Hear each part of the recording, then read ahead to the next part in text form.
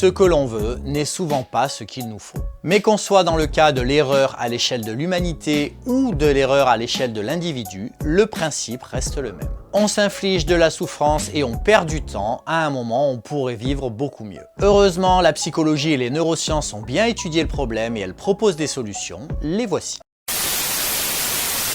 La première étape, c'est de comprendre et reconnaître le mécanisme. Beaucoup de gens se disent « je m'en fiche de savoir, ce qui est important pour moi, c'est que ça s'arrête ». C'est une erreur. La science, et notamment les travaux de Matthew Lieberman à l'Université de Californie, montrent quelque chose de fascinant.